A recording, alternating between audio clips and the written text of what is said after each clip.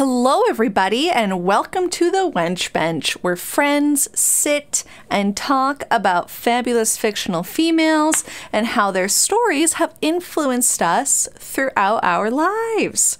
My name is Fonda. And my name is Alison. Today, Alison is going to be talking about a few women from the Squid Game Netflix TV series. The numbers on their jackets, they're wearing jackets. They're jumpsuits. They're jumpsuits. They're like stylish jumpsuits. Yeah. 67. Yes. 240. And 212. Yes, that is correct. We're going to be talking about those three ladies. Now, Alison, I know of Squid Game because it got very much so chatted about, spoiled, but I have not watched it. Yes. So this will be fun. I know very vague things. I know how it ends because that got really spoiled. Yeah. But I don't know a lot of like the middle things outside of like the overarching plot. Yeah, so I'm gonna get into like heavy spoilers on these like girls' storylines. It's been out for so. I'm sorry. It's been out for long enough that you should have been able to watch the few. It's pretty short. It's also everyone talked about it for amazing. so long. Yeah. But like I'm not gonna get into the rest of the plot that like it doesn't necessarily like not include the women, but Okay. it just. If you have somehow managed to avoid all the rest of those spoilers, I am going to tell you some people who die. Because once I tell you a little bit more about what Squid Game is, you're going to understand that that's pretty much everybody. So this is not... these are not female characters with a particularly happy ending, but they are super cool, and I really loved watching them. And I think that they all, being so different, added interesting depth to the story and made it very interesting. So, a little bit about Squid Game. Okay. It was released on Netflix in 2021, peak of pandemic time, where people were all watching Tiger King and having these weird sort of like social moments where everybody watched this, like binge watched the same TV show. So it was this really kind of weird time. Did it come out in the fall? I feel like a lot of people were trying to wear Squid Game stuff for Halloween. Oh, yeah, I can't remember what month it came out of. I did not look that up. I feel like it was They were like definitely... Q3, early Q4 Yeah. is where I'm thinking. Because I'm using when I taught students as a basis. Oh, yeah. Everyone was playing rip-off Squid Games on computers when a lot of them should have been doing schoolwork. But, you know, I can't actually force anyone to do anything. So No. but in Squid Game they can. They super can. So it is a South Korean survival drama series created by Hwang Dong-hyuk. And I'm going to say this right now. I have done my very best in making sure that I have written down these pronunciations. If I do mispronounce something, I am very sorry, but that is what it is. So it became a critically acclaimed show, winning multiple awards and surpassed Bridgerton for most watched show on Netflix in its first month. Wow. Yeah. Wow. And we know a lot of people love Bridgerton. Yes. Still have not seen it. Myself included. I know there's two men that women love. I think the guy in the first season, and there's a second season now, isn't there? There is a second season. I think they also like the guy in this. I don't know. Yeah. I don't know if they're the main blah, blah, blah. I don't know if they're the male leads in either season, but I just see these two guys continuously pop up on my Tumblr feed. I assume so, because like the male lead in the second season, everybody jokes because there's that thing where it's like, this is a man written by a woman. People joke that Tom Hiddleston is a man written by a woman because he just like does things that are so like, oh, they're just like, he just gets how to be like attractive to females.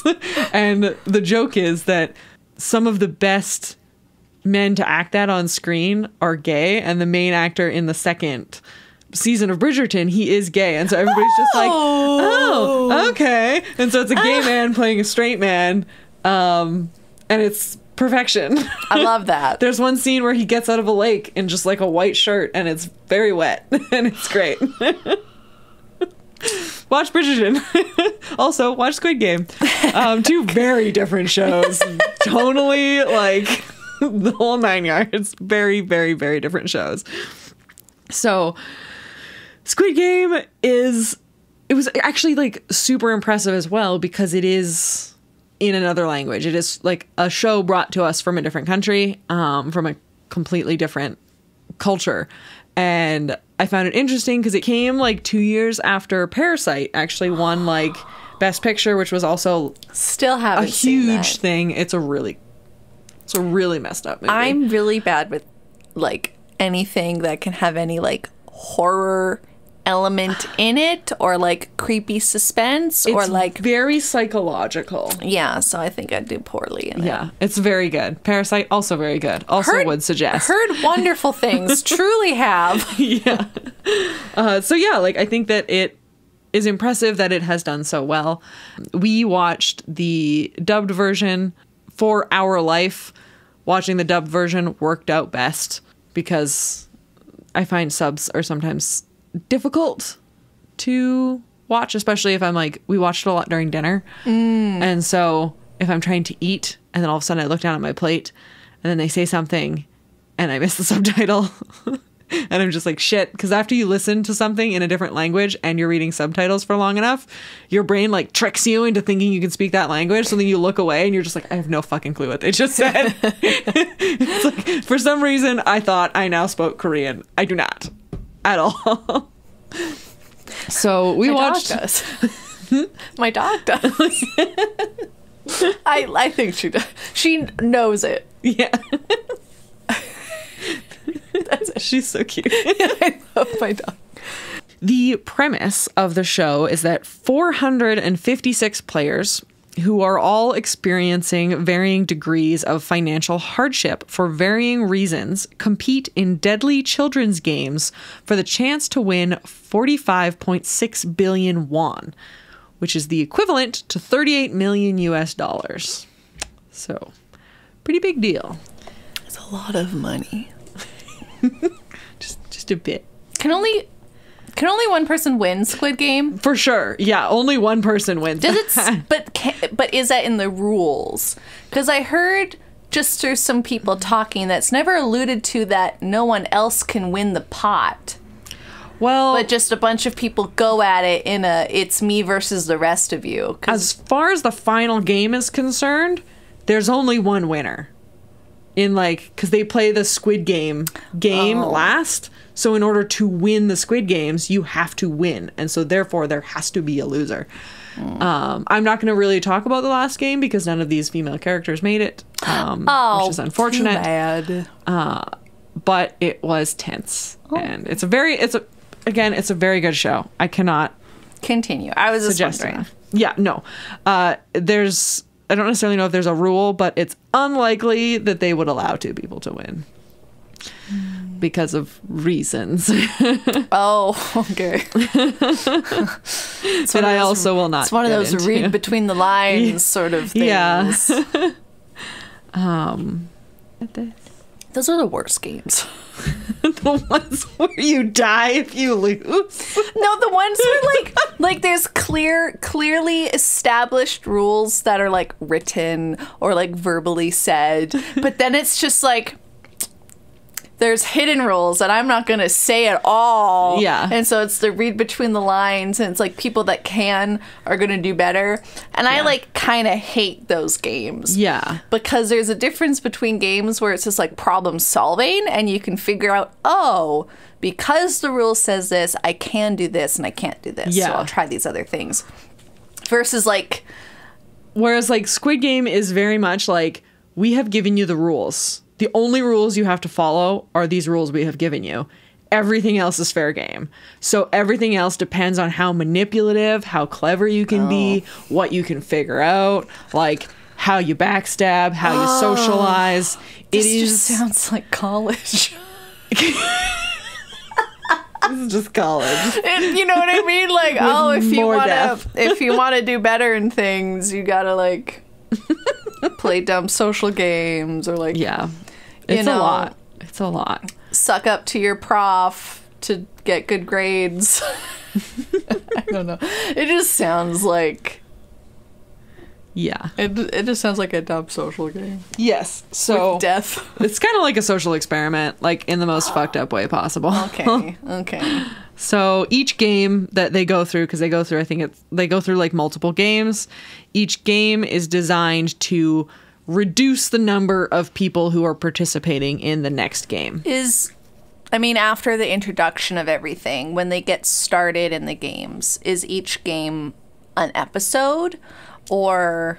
Yeah, kind of. I think one leaks over, but then they have to have space in there for like other subterfuge plot that happens. Character backstory episodes. Side character episodes. Because the there's a whole story about a detective who kind of figures out what's going on with these games. That like I'm not even gonna touch on. Okay, that's fine.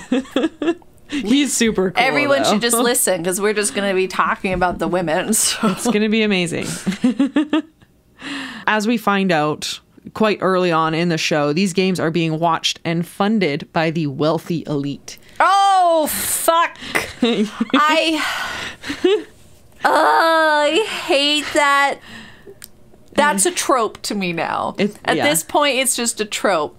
That's the wealthy very people much are the villains. It's very much so placed in like a very understanding of like stupid real world stuff, which I very much so understand. Mm-hmm. But I just like, part of me wishes that like I could just get a world where that's not the case. I just want a fictional world where it's like that's not the case. It's not this world. I'm sorry. It's fine. So these wealthy people are taking advantage of the desperate and the poor. Of course they do. Which, they do that anyways. They're just cranking this all up to 11. This is like one giant like metaphor for the way that wealthy people treat poor people, which is fascinating. Parasite is also a very like the same sort of themes of wealthy versus poor are also quite present in Parasite. So if you enjoyed either one of these, I think that you would also enjoy the other because the themes are very similar.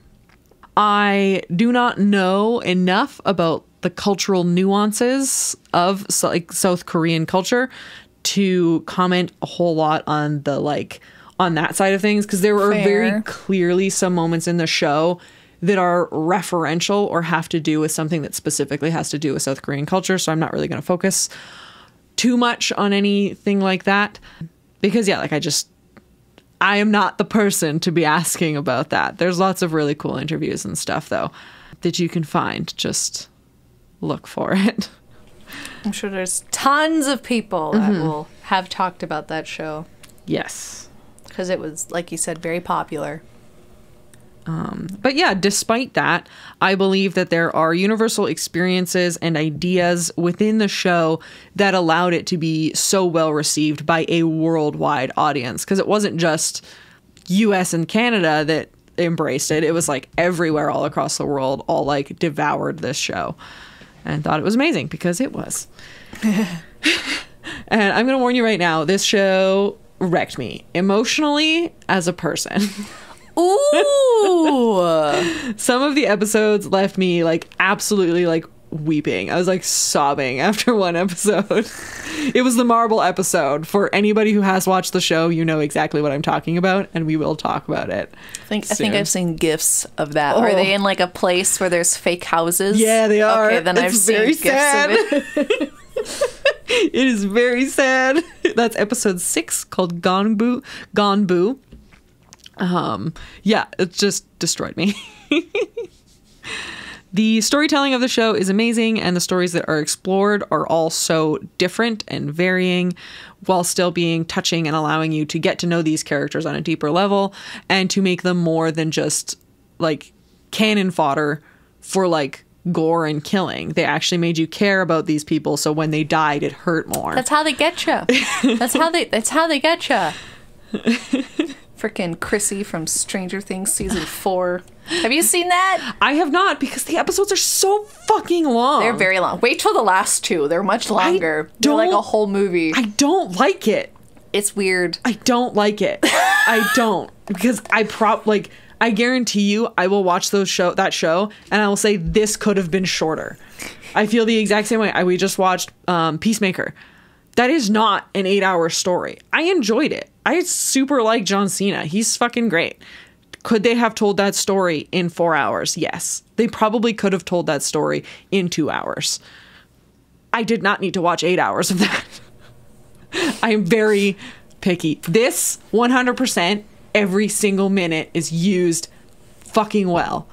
And I enjoy it. There is not a moment in this show where I'm just like, that could have been cut out. Oh, I just bring up the season 4 Chrissy because they do a really good job of like, what is it? If you have to kill or get rid of a character in the first episode, so to speak, then like you need to make people care about them within the first 10 minutes. Yes. So... Yes. This show probably was like, we have many people you have to try to care about. Yeah. Yeah. And I mean, they used their first episode in such a way that it was so shocking. That's like the red light, green light one. Where like... Oh, is that kind of like... That's the one with the creepy doll that people have also dressed up as. What's that? We have a game similar. It's not red light, green light for us in Canada. There's some games where it's very similar, right? Where like you have to like... Oh, like what time is it, Mr. Wolf? Yes. Yeah, that's what red light, green light reminded me of, was what time of it Mr. Wolf. So basically, like, it just, if you were moving, you got mowed down by a gun. Don't move. It was intense, and they just killed so many people. That was their, like, shock factor to really get you into it. And it happened quite quickly, and you're just like, holy shit. They mean business in this show. They're ready. So, we are going to be talking about 3 women. Ho Young Chun as Kang Sae-byeok is number 67. Okay. And then we have Liu Mi as Ji-yeong, who is 240. And we have Kim Chu-ryung as Han Mi-nyeo.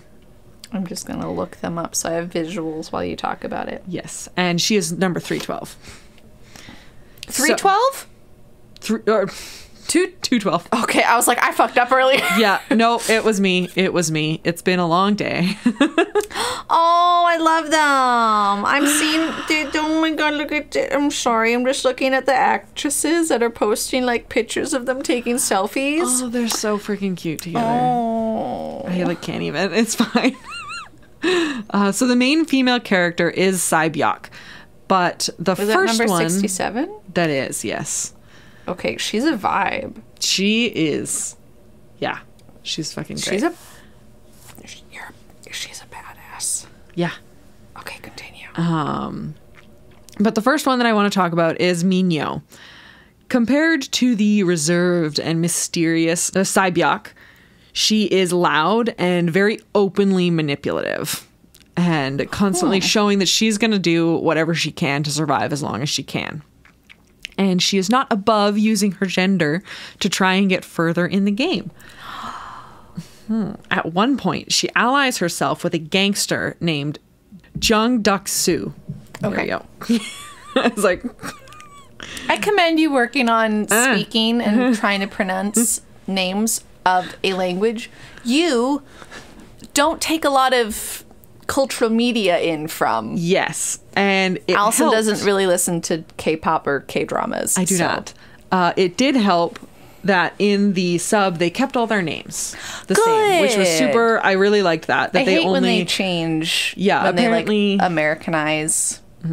Apparently, it was like the same studio did the sub, so it wasn't like outsourced. It's like no, they actually translated it properly. They didn't do like a shitty like direct translate or whatever. They're like, no, we need to get the purpose of these words and the feeling of these sentences across, because sometimes that doesn't translate. Yeah, a lot of things can get lost. Like taking up Japanese media a lot as a kid, there were things like Sailor Moon.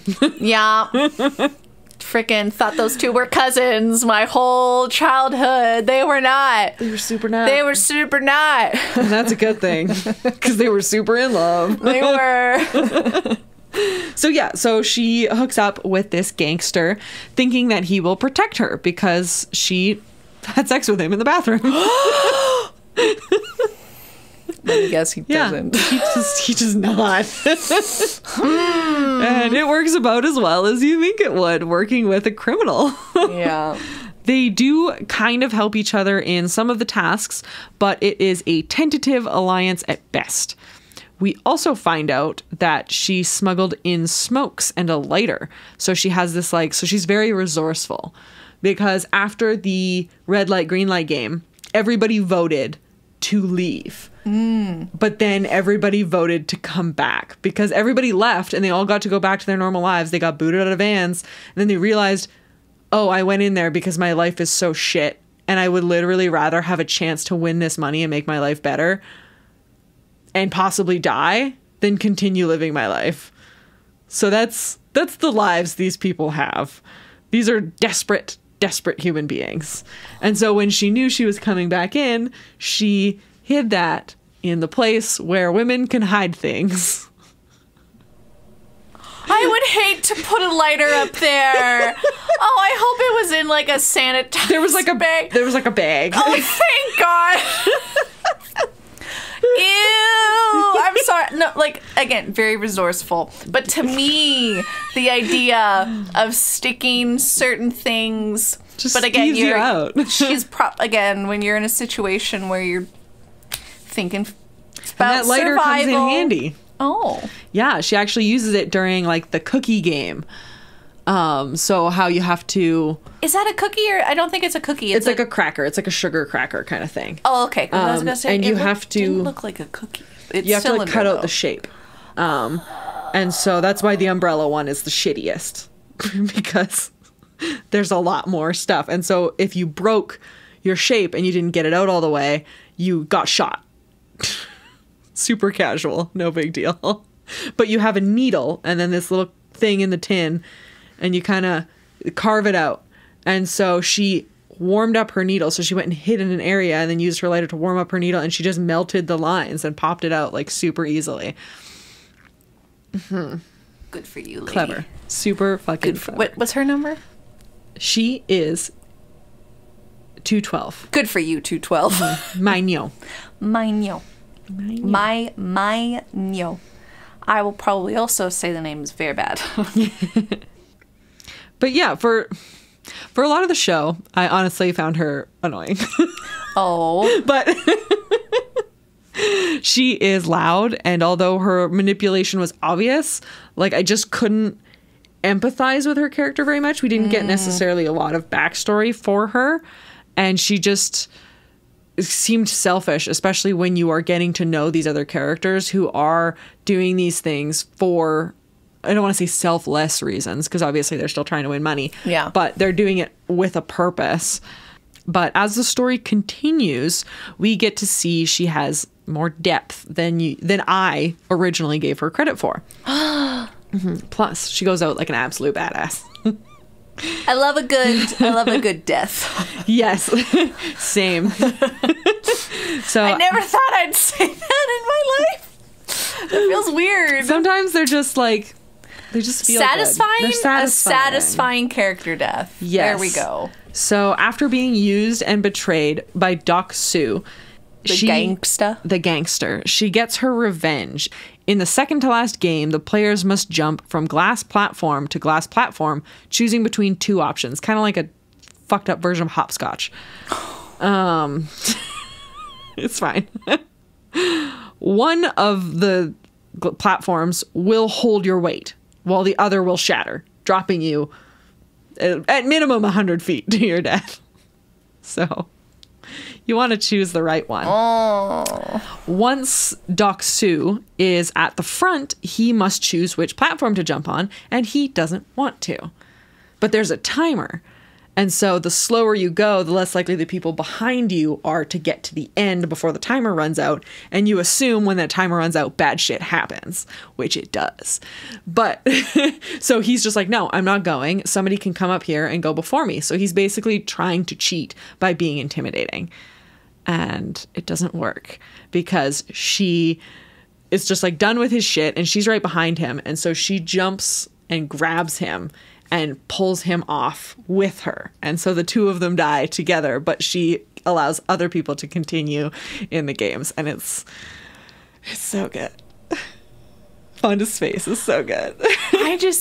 That's a move. That's a move. But also, I feel like falling and hitting, like, that's probably... I have a list of ways I'm fine going. I have a list of ways I'm okay to die. Drowning. Hard pass. Hard pass. Jumping off of anything where if I don't die, I'm in horrible physical pain from breaking something. Hard pass. Yeah. It's got to be high enough. No. I can't see it coming. I can't see it coming. That's how... No. Airplanes. Also hard pass for me. I can't die in an airplane. No, thank you. I also don't want to die in a vehicle. I would basically like to die in my sleep. Thank you. Gunshot to the head, quickest. I know I'll be dead. I cannot survive. So you wouldn't have minded losing the cookie game or the little... Yeah. If I can't see it and someone shoots me in the head, I'm out. I'm out. There's no that did immediate happen a couple pain, times in very upsetting ways. No immediate pain. I'm not. Yeah. You know what I mean? So the slow deaths I cannot do, or the things where I can see coming cannot. Like I have to. See, that's the fucked up thing too, is that when they're cleaning up the bodies, if you didn't die by whatever way that you would die in the game, like. Do they shoot you? They just shoot you and drag you off. See, I'd rather just get shot. But I'd rather just get shot. Fonda gives up. Fonda does not participate in Squid Game. No. No. But it's like, it was an all or nothing thing. Yeah. So either like over 50% wanted to leave and stay out, or you got dragged back. So like if you were like, some people did not want to fucking be there. Oh, see, I would just fly to a different country. Yeah, I would really be rough. like, I'm selling an organ and I'm going elsewhere. Continue. Very proud of this woman for choosing a death I could not choose. She's super badass. Reclaims her power at the end, and he was so fucking I was screaming the whole time. Was he like he was like yelling at her, but I was so fucking happy to see him die. He was such a piece of shit. And I was so happy he died. Like obviously you like when watching the show, there are people you know are gonna die. Yeah. And he was one of them, but it's just like that wait, that anticipation for like, when is it gonna happen? How are you gonna die? And it was so good. And I loved it. It was great. So thanks to her, Sae-byeok and the other two main characters that we're kind of following are able to get the rest of the way across the bridge and get into the finale, which we'll talk about in a moment. Because first, we are going to talk about Ji-yeong. 240? 240. So good. Bring me all the way back. Oh my gosh. I love her so much. She is very quiet and reserved, very similar to Sae-byeok. And Sae-byeok recruits her to be a part of their team for the tug-of-war game. Oh. And the two form a friendship of sorts. We learn early on that she has a pretty strong distaste for religion by the way she treats another teammate of theirs who is a pastor. Oh. Although she doesn't have a huge role in the show, the impact of her character is massive because she is a big part of why the episode, like, she is a big part of why the episode Ganbu is so sad for me, because like her and Sae-byeok have created this like relationship, and they're sort of two sides of the same coin. Like they're very similar people. They have very similar personalities and like character types, but she just brings out something special in Sae-byeok, and it's their relationship is so cute. And I think that it's because they understand each other in a way that does not require a lot of communication. They're just kind of both like, yeah. Like those, they're so good. I love it. They obviously win the tug of war game. But when everybody is asked to partner up for the next game, which is the marble game, they obviously partner together. That's a bad thing to do, I'm assuming. It's a horrible thing. It was a very bad, very upsetting episode because they made everybody partner with their friends and they're like, meh. One of you, is it the thing where you partner and one of you's dying out of the two group? Yeah, one of you has to win and one of you has to lose. So theoretically, you would want to pick someone you don't have. But of course, they don't know that. Why would they know that? You as a viewer are like, they're totally going to have to go against each other and this is going to be super upsetting. Oh, no. And it was. Oh, no. So they are each player is given a bag of marbles and you have to decide with your partner what game to play with these marbles. And the person who has all the marbles at the end wins. Okay. So they decide to not play. They're like, we're not going to play. We're going to play like a super quick game at the end of all this. But for now, we're just gonna hang out. We're just gonna talk. Okay. I'm fine. She's not. There's of course a time limit on this game, so like they're like, okay, well, let's just talk about our lives. And in this discussion, we learned that Ji-yeong had a pretty terrible life. Her father was a pastor and he was abusive. He killed her mother and then she killed him for it. And for this, she was sent to jail. And once she got out, that was when she joined the game. So she essentially just became like a free person, but she didn't have anywhere to go, anything to go back to. She had nothing. And so she like went to these games thinking, well, then I'll have money and I'll be able to do something. They also talk about what they want to do when they get out, like what they're going to do with the money. And Sae-byeok talks about her brother, who we're going to get into, don't worry. And she talks about like going on this trip and drinking these like fancy fruity drinks. And then it's time to play the game. The time's almost up. So we have to play this game. And so Sae-byeok goes first and is just trying to throw one marble as close to another marble as she can get. So she throws it gets pretty close.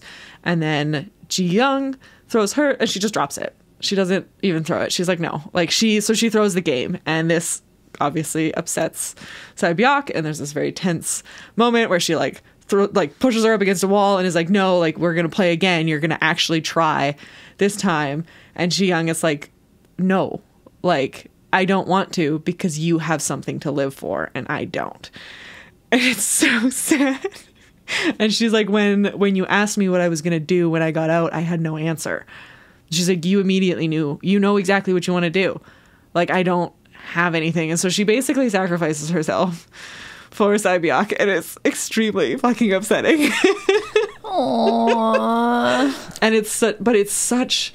This is the episode. Yeah, like I said, this is the episode that I was fucking weeping. Nick was laughing. I was like wandering around the house, just like emotionally pacing, like not knowing what to do with my feelings. I feel like I don't know about male presenting individuals, but I feel like most female presenting people have like a emotion pacing sort of stance walk. Because I know for a fact I do. If I'm emotionally compromised, I hold my body and I walk a certain way and I do certain things that I would never do on a day where I'm like, I got emotions, but I can compose myself. If I'm fucked, I'm like, I don't know how to describe it. It's like I'm just fucking like walking for the first time. Yeah, and then so many other sad things happen, like because like other characters that you have come to like really like connect with, and then you lose half your favorite characters. It's like Game of Thrones, and they have to betray each other, and like one betrayal is like particularly bad. And it's like the one guy who gets betrayed like is like calling out his name because he like tricks him, and it's just so fucking upsetting because then like there's a guy there and he's gonna shoot him in the back of the head and you're just like feelings. So yeah, I clearly have like just too many and all of the feelings. All right, I see. For this moment and this episode wrecked you. It did. But she was so interesting and simple in a way that allowed another character to like gain depth, because she is the reason why Sae-byeok kind of started opening up and started actually working with people. Because at the very beginning, she like refused help from anybody, and she was very, I am going to do this by myself. And then this friendship that formed kind of helped her start feeling her feelings again. And it was, it was so good. Oh, no. And an interesting fun fact is that she was originally supposed to be a boy, but the creator decided that the bond between women would be a better fit for the script, which I wholeheartedly agree with this sentiment. I think Sae-byeok was shown to be very cautious and kept things close to her chest and had clearly been wronged by men in the past. Like specifically, she had actually worked with Deok-soo. And so the gangster. Yeah. And so I don't see that relationship having had the same impact if it had been with a male character, because I just don't think it would have been disingenuous to Sae-byeok's character to have her open up that way to a man. Mm-hmm. The script, I'm assuming, would have to have been very different in order for it had to work. So yeah, because unless the script was like very different, if the script was the same, I would not, like 100% would not have bought it. Mm-hmm. But yeah, it's so good. It's so good. So Alison's just staring at her screen. I have a lot of feelings. So now we're going to get onto Sae-byeok. Number 67. Number 67. Let's go. Our main female protagonist for the show. We learn that she was a defector from North Korea. And her father, yes, this is like, her story is very much something that like I read a lot more about after we had watched the show. I didn't reread a lot of those things, but that kind of social nuance. And then there was also... Because that probably is something that's, I mean, obviously not abundantly common, because it's talked about how so hard it is to get out of North Korea, but I'm sure it's not an uncommon thing. Yes. Yeah. And so we kind of... so her story, and then there was also an Indian man who was also had like a story, and the cultural context of like, I mean, we have our own immigration cultural issues, that we have to grapple with. But I assume that there was a little bit more nuances that I just didn't have the experience to necessarily place. But his character was also fabulous. So yeah, she was a defector from North Korea. Her father died in their attempt to leave. Oh. And her mother was captured and brought back. But her and her brother managed to get out. Her brother is in a shelter, and she was working as a pickpocket before the games to try and save enough money to get them both a house, and then eventually to pay a broker to get her mother out of North Korea. Because there are people who like... whose job it is. People who... Because there are probably people whose like official job it is to try and like help refugees and stuff, but like this is very much like a shady situation where you pay a lot of money to somebody to not actually get a guarantee that the person who you are wishing to get out will actually get out. Gotcha. And so again, another cultural thing that I don't... It's a thing. If you want to look into it, it is fascinating, the way that they deal with all of that. But we are just going to... I don't want to say ignore that, but we're not going to ignore that. We are going to have that be a part of her story. But if you would like more in-depth discussion of that specific aspect of her story, there are interviews. There are lots. Go find those. As I mentioned, for a time, she worked with Deok-soo, but struck out kind of on her own, and this resulted in a very tense relationship between the two of them. We meet her character for the first time when she pickpockets the main character, Gi-hoon, in the first episode. And she actually is kind of like the catalyst for why he eventually joined the games, because he had won a bunch of money at like gambling, and she pickpocketed him. And things just kind of spiral. I mean, things spiraled for every character, but yeah, poor guy. The two do eventually come together in an alliance during the games. Throughout the show, she is shown to be clever, resourceful, and not a bad fighter when the need arises. So she's very, like, quick and capable. Nimble and dexterous. Yes. For the first, like, couple episodes, she's quiet, keeps mostly to herself until the games force the players to make teams, which is when she meets Ji-yeong and Gi-hoon and becomes open to everyone and kind of starts growing a little bit more as just like that mysterious character in the background. Throughout the show, you know everybody's gonna die. You know there's like everybody's gonna die. But God, they do such a good job at making you like root for the characters. Like I've wanted her to win so fucking bad. Like more so than even the main character. And like I don't think it was because she was a girl. Like, I actually think that they just did such a good job at making her likable and making you connect with her that you wanted to see her succeed. And it was so sad that she doesn't. And they allude to certain people going to be dying. But yeah, they fucking get you. And it's not fair. And it's cruel. And I love it. Reminds me of that lyrics from a Shania Twain song. I'm gonna get you good down. Yeah, and they got me. Because yeah, like they trick you and you're like, maybe it's gonna be okay. Maybe they're gonna get out. No. Maybe the government will come and save them. Yeah, no. So yeah, it's not okay. It's never okay.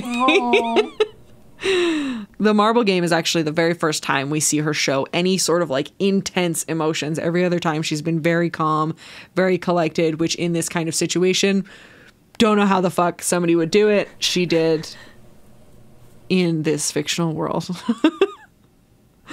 We truly get to see her humanity in that episode. And like when she talks about her brother and like the future, and it's just like, so fucking mean. In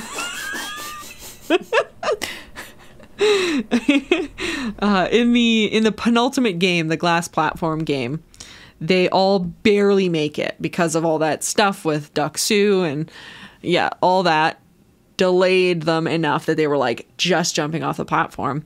And what happens is that all the platforms blow up.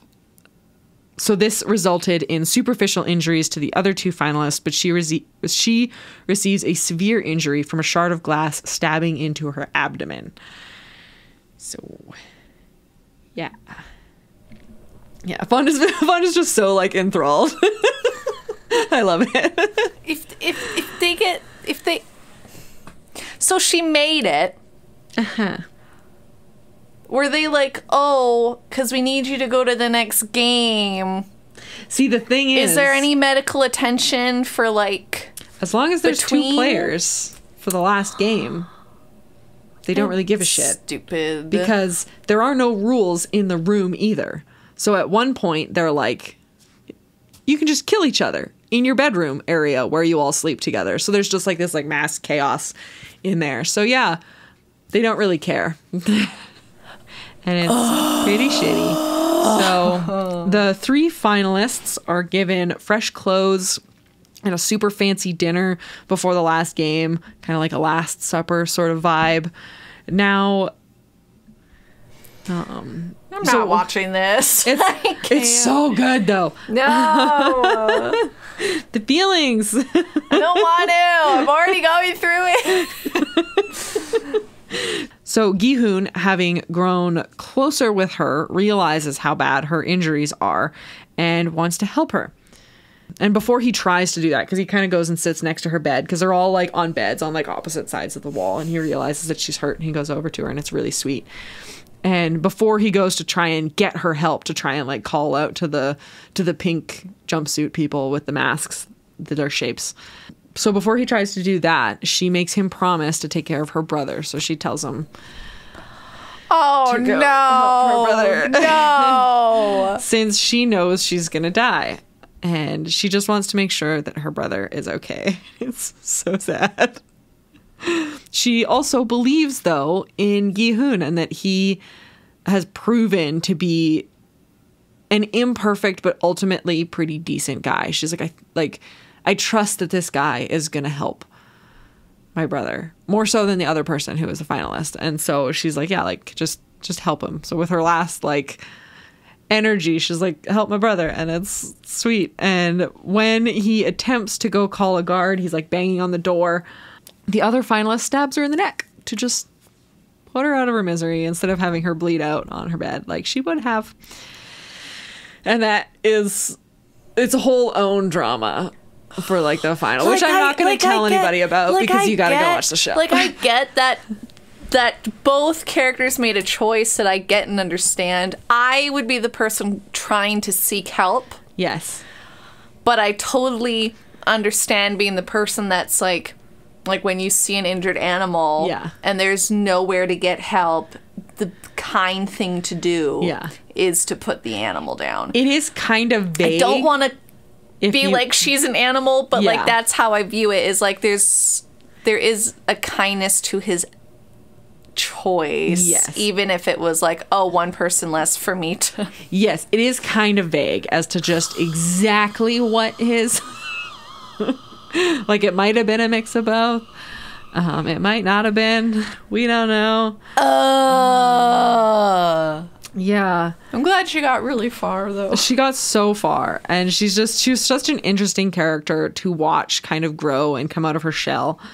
And the actress just did such a good job because like even when she was quiet, the emotions that she was displaying, it was so subtle, like her acting, but you could still understand what she was feeling even if body she wasn't language showing it. Like acting is like a whole nother skill in and of itself.